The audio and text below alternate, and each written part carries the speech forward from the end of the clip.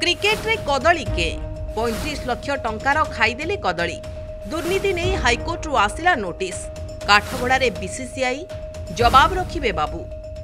मोट 12 कोटी टंकार फंड सेथिरु खाली 35 लाख टंकारे किणा होईछि कदली।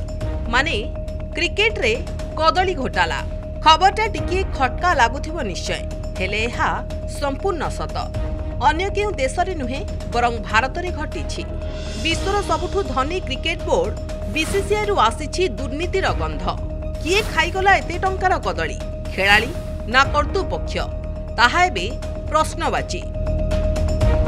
क्रिकेट रे कदली घोटाला खबर आसीछि उत्तराखंड रु।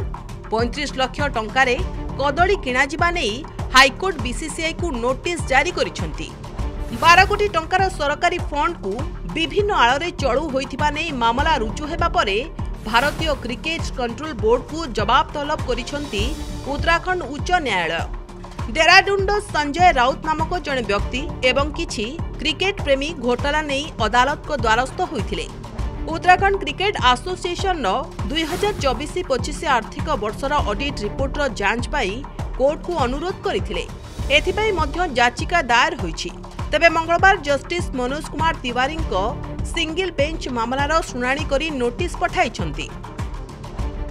तेबे क्रिकेट रे कदली के किछि एही भली होईछि।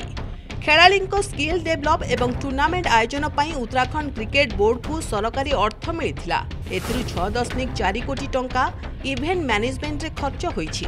सेहिपरि 26.3 कोटी टंका टूर्नामेंट ट्रायल बाबद को व्यय करा जायछि, जहां पूर्व आर्थिक वर्ष ठारू अधिक।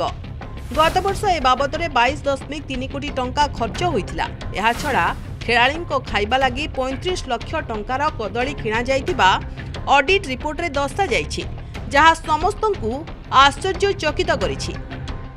तेबे उत्तराखंड क्रिकेट बोर्ड एते टंकार कदली खेलाड़ी पई मगाइथिले ना राज्यवासी को खुआइछंती। किए हजम कला 35 लाख टंकार कदली? आवेदनकारी एभली प्रश्नर उत्तर खोजिबाकु जाई हाईकोर्ट बीसीसीआई को जवाब मागिछंती, जहाकु नै भारतीय क्रिकेट कंट्रोल बोर्ड एबे काठगोड़ारे।